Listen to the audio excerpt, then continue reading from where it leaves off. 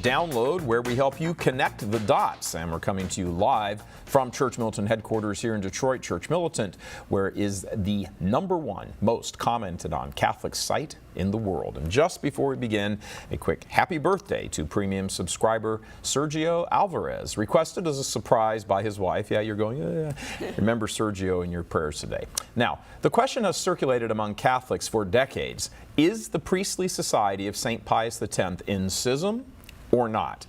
Well, according to Cardinal Raymond Burke, who has some street creds in this area owing to his brilliant mind for canon law, the answer is a simple and resounding yes, no doubt about it. The society was formed in the wake of the meltdown in many quarters of the Church following the institution of the spirit of Vatican II, the changes in the Church that the Council Fathers never called for, largely in the liturgy, but certainly not isolated to the liturgy. Archbishop Marcel Lefebvre began the society as a reaction to these radical changes, following his Catholic instincts and mind that things were going off the rails. With no end in sight to the crisis, but an end to his life coming into focus, he illicitly consecrated 4 bishops in 1988 to ensure the continuation of the society after he had died.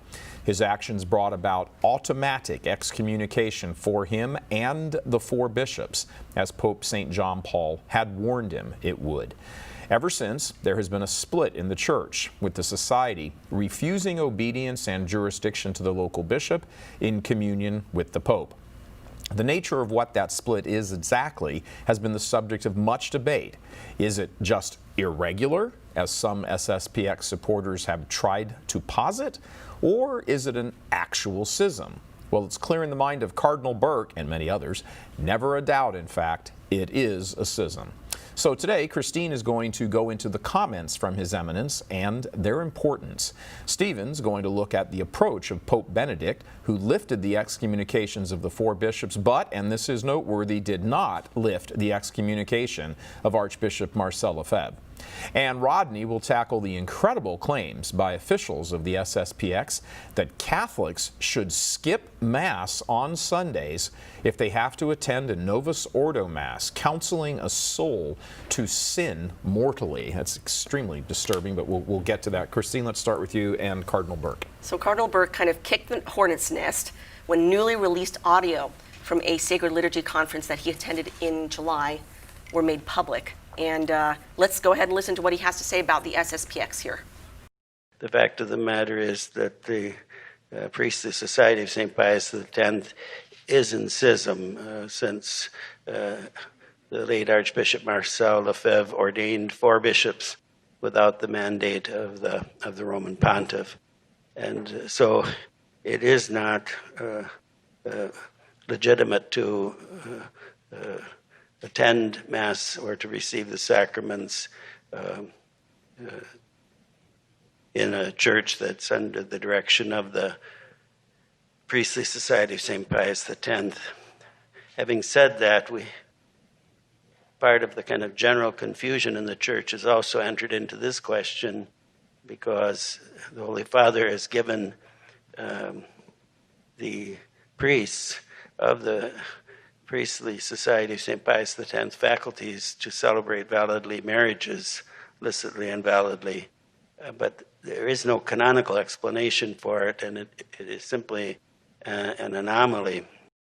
Now, Cardinal Burke, as we know, was former prefect of the Apostolic Signatura, which is the Church's highest court. He's probably considered the top canonist in the world, so you cannot easily dismiss his words.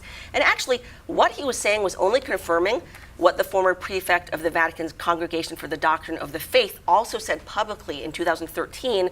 Cardinal Gerhard Mueller, in an interview with Corriere della Sera, an Italian press, said, quote, "The canonical excommunication of the bishops for their illegal ordinations was revoked, but a de facto sacramental excommunication remains for their schism.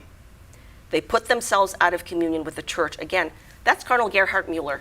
So you've got 2 of the most highly ranked prelates in the world both saying publicly that the SSPX is in schism. Now, regardless of where you stand on that, you can't just dismiss their words. Yeah, I mean, now, you're talking about the competence, too. I mean, you're talking about the Congregation for the Doctrine of the Faith, which handles all matters of faith and challenges to the faith, and you have, the supreme, the prefect of the highest court. I mean, the canon law expert in the church. Yeah. Faith and canon law, both saying very plainly, no, they're in schism. Yeah. So you can't just pass over that. And you can't, no. And I want to go through very quickly the canonical definition of schisms, because some people are complaining, saying, oh, well, Father James Martin, who's a heretic, is in full communion with the church, and yet people are going after the SSPX for being in schism.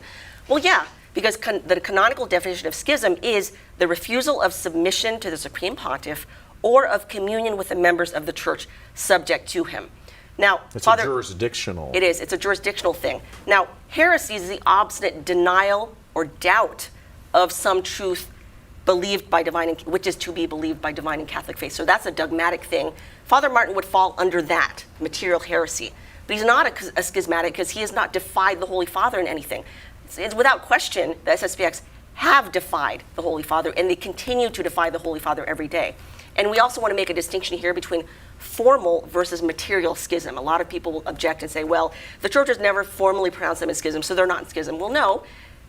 Formal schism means the church officially pronounces, okay? Material schism does not mean the church doesn't step in and say something. That doesn't mean, though, that you're not a schismatic. A good analogy is a serial killer, okay? A serial killer could go around, let's say he's killed 100 people. He's still a serial killer whether or not a court has officially convicted him and sentenced him to jail and pronounced that he's a serial killer.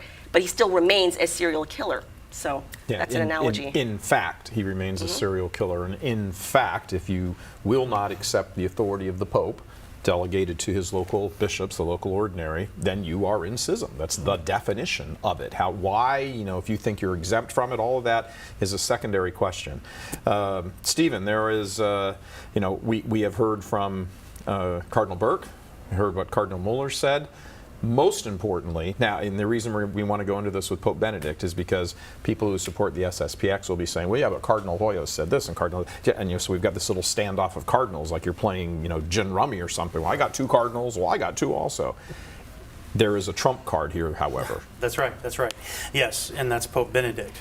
Although Pope Benedict lifted the excommunication, he made very clear that SSPX clergy are still suspended. Very clear.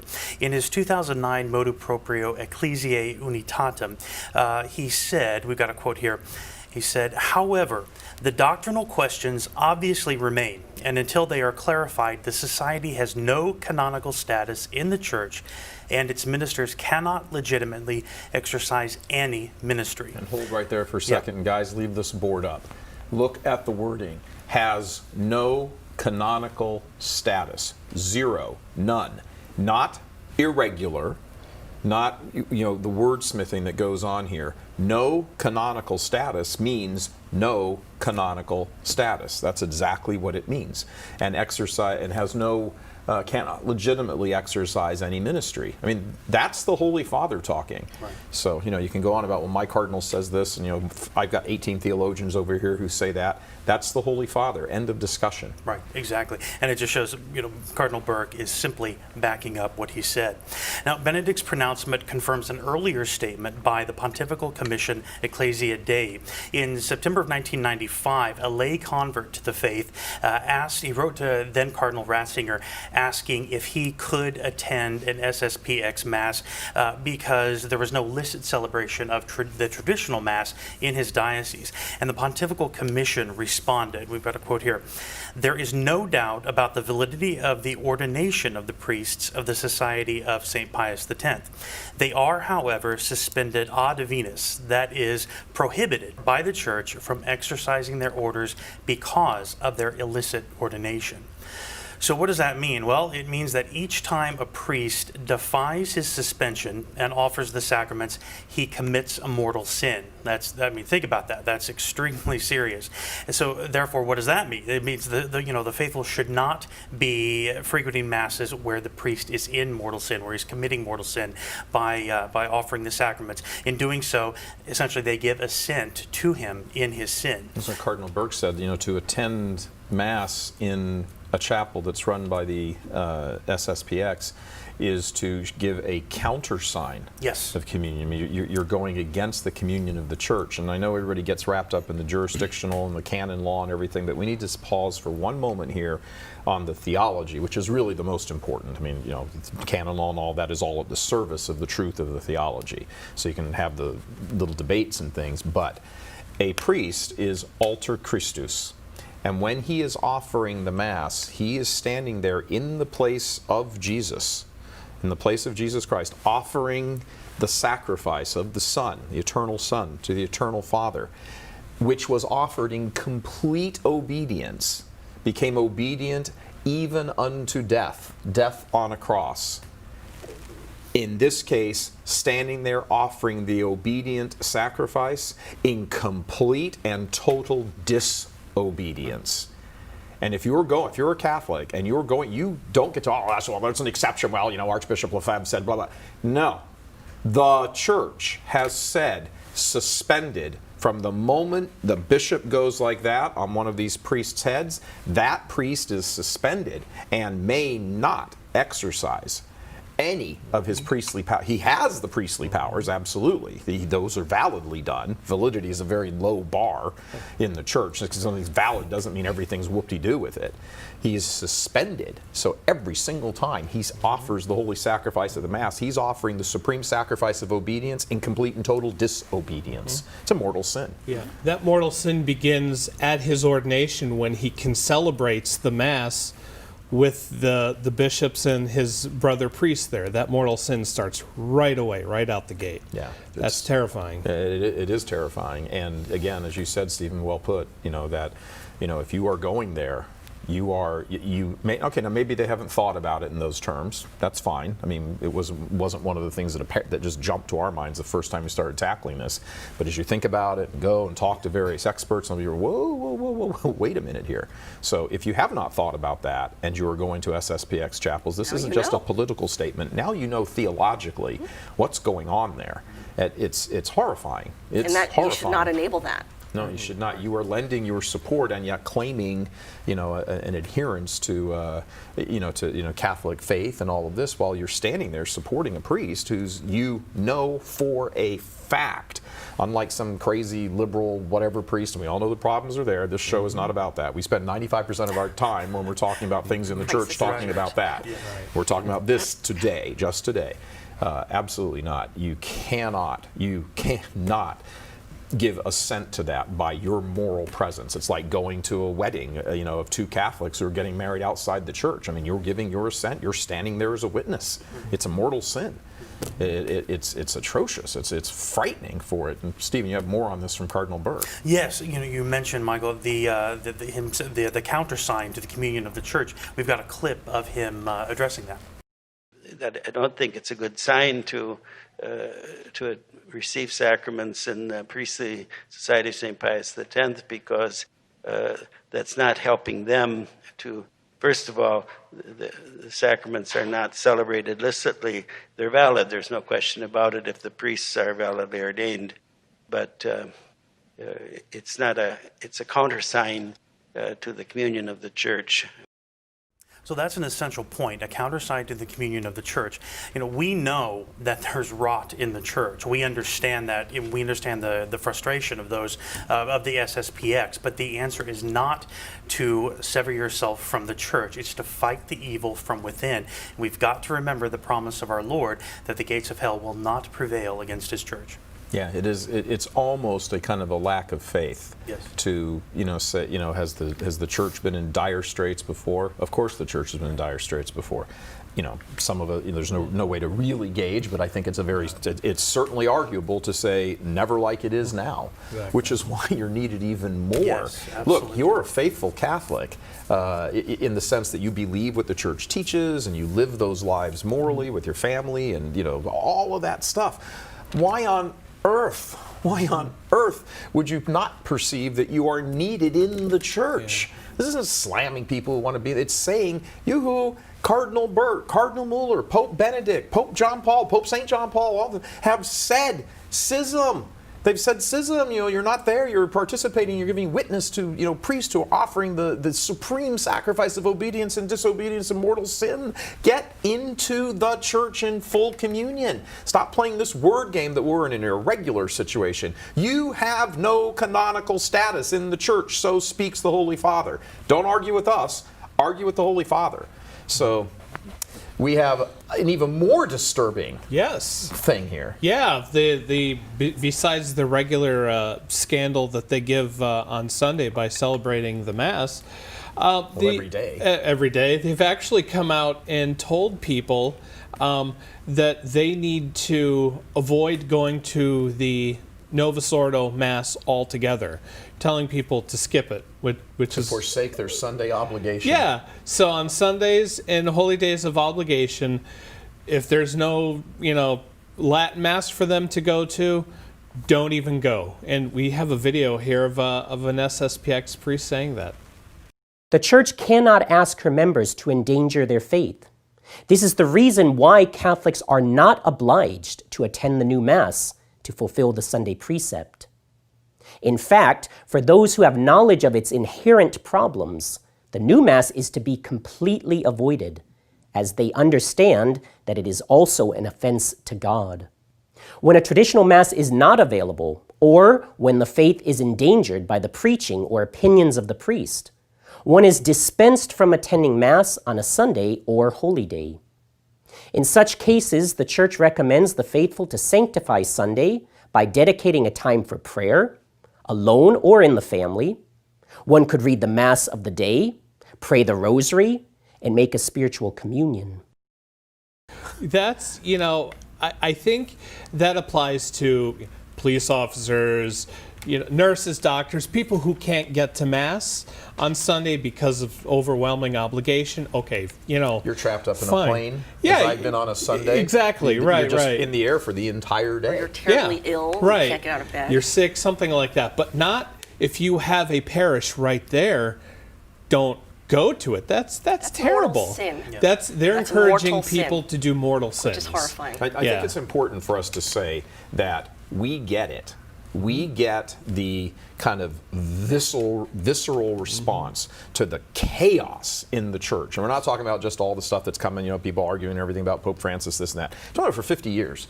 We get it. We see the abuses. We understand it. We are right with you. I think that's why many people who actually were supporters of the SSPX early on in the life of Church Militant and this apostle were like, yeah, go, go, go. Because we're speaking the same vocabulary. Where we have to part ways is that the church says this is not a viable option.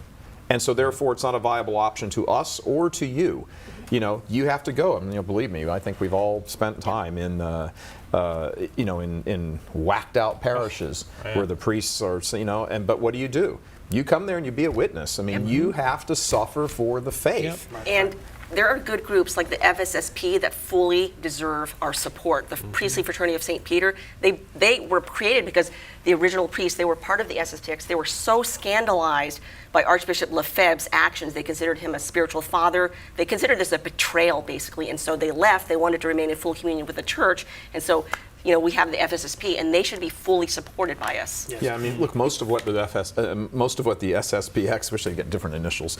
Most of what the SSPX says, the vast majority of it is spot on. Yeah. They make the correct observations, the lack of reverence, and on and on and on. Right. But the 2, 3, whatever small number sink your ship. You know, they're holes in your hull. And it doesn't matter how glorious the ship is and how the right reason and what you've got up on your sails. Doesn't matter. What matters is that you have fatal flaws in there. It doesn't matter if everything you say is good. You know, if something's 99% true, it's partially true, but if there's a lie, it's 100% lie. Well, the fatal flaw here is the lack of obedience. Yeah. I mean, no one can attain heaven without obedience. Christ was obedient even unto death, and that's the key there. You must submit to the Holy Father and his lawful authority. And I'd like to just bring up too, just this idea of fighting from within. Today's the feast day of St. Francis of Assisi. Compare his approach. You know, the church was suffering at that time. There was a lot of trouble in his day. Compare his approach, fighting from within, to Martin Luther's approach. You know, I mean, there was obviously Martin Luther had his serious issues, but he broke away and looked at the catastrophe. And again, lots of things Martin Luther said were correct. Right, exactly, You know, exactly. That's, I mean, you know, it's not the observations, it's the response to the situation you're observing. I mean, think of the good that he could have done if he had remained in the church to fight, and so. And also, we need to clarify, too, as well, because a lot of people say, of course, the Pope Francis, the indults for the weddings and for confessions, now that normalizes the status. No, it doesn't. The reason he offered the indults was primarily for the benefit of the faithful. His concern is for the faithful. But it was not in any way a normalization or pronouncement on the status of the SSPX. Yeah, and when you go into that, it's, you know, you think of it in terms, again, you have to underline that. It's not like, oh, all of a sudden we can do that. By the way, St. Francis tomorrow. That's tomorrow. That's right, the His 4th. Eve's tonight. That's, I'm getting ahead of myself. But yeah, I mean, once sunset hits, you're right. That's right. The Franciscans start celebrating today, pretty much. Yeah. There is a, this whole question of what's going on as far as the response to it. It's not right. It's not a Catholic response to immediately step into disobedience. So there's an argument among SSPX followers. We covered a lot of this in an FBI we released a couple years ago. It got all kinds of extreme reactions, good extreme and bad extreme. It was an FBI on the SSPX and the breakaway mentality and all of that running. That's the beginning of it right there that you're watching right now. And it was.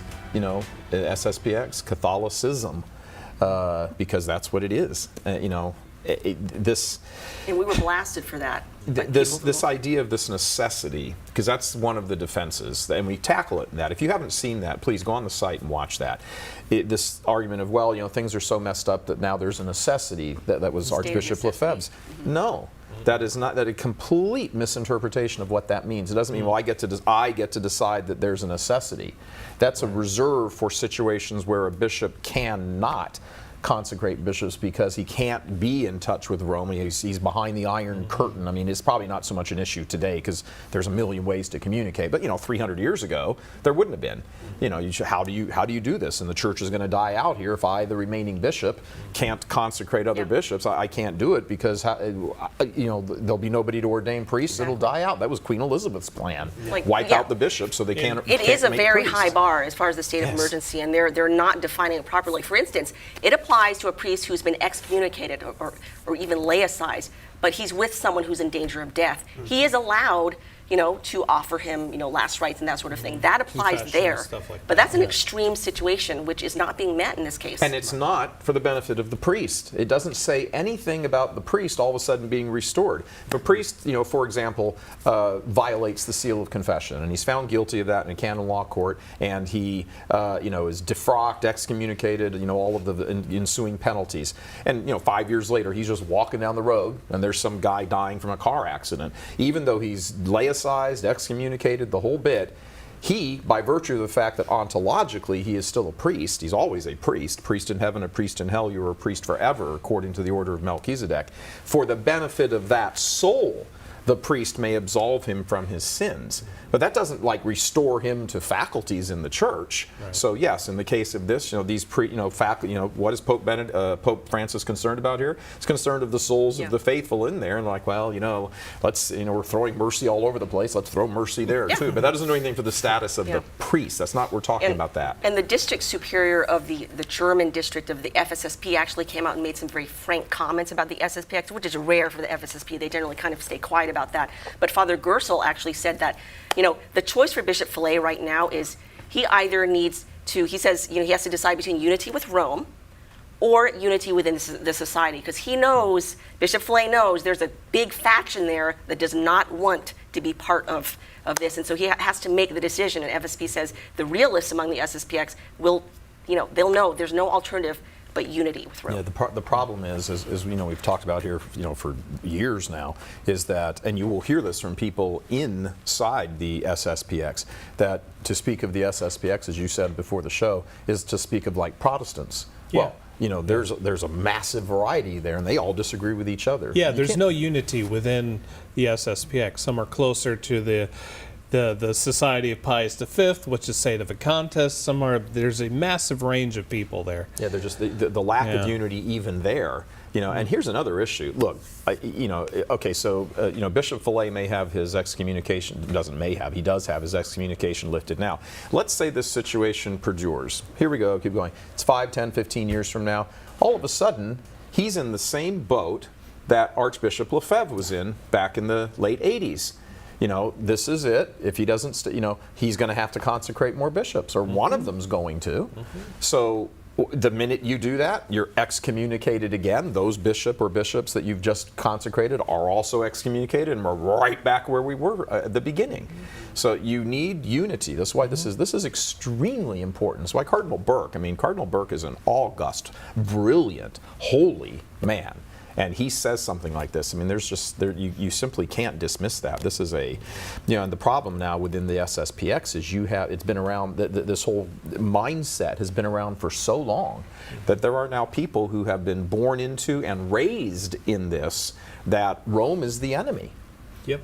There's some things we borrow from there, and then they sort of like slap a label eternal Rome, which is this kind of ethereal, kind of imaginary thing that they have obedience to. But actual Rome, they don't have obedience to. They have to be under a bishop who has communion with the Pope. And the Pope has said they don't. The two highest ranking cardinals who have the competence in this area have said they don't. And it's very disturbing. It's a very disturbing mindset. It's an attitude. And now since these consecrations, if you want to go to the illicit consecrations, not everybody has the opportunity, but there is a much wider opportunity now to go to the traditional Latin Mass. And we get it. Lots of us here go to it, or go to it frequently. There's the reverence, there's the solid preaching, solid catechesis, etc. All of those things, all of the stuff that matters when you attend Mass, when you assist at Mass. But you don't get to just make up your own church. And that's what's gone on here. That's what's gone in. That's it for today. Again, pray for the return of as many Catholics currently supporting the SSPX as can come back. It's a personal appeal from all of us as Catholics who are in this struggle. We are in this struggle with the Church of Nice, we call it. You all know what that means. With the constant irreverence and everything else. Take your families, take yourselves to and challenge that status quo. The church is in chaos, and it needs you who believe the moral teachings of the church and you live those teachings. Will you have to suffer to live those teachings in a parish that has gone nuts? You bet you will. But none of us gets to elect what our suffering will be. We only get to elect how we will endure it. Thanks for joining us. Please be sure and come back tomorrow for the most well-informed panel discussion in the whole Catholic media world. God love you.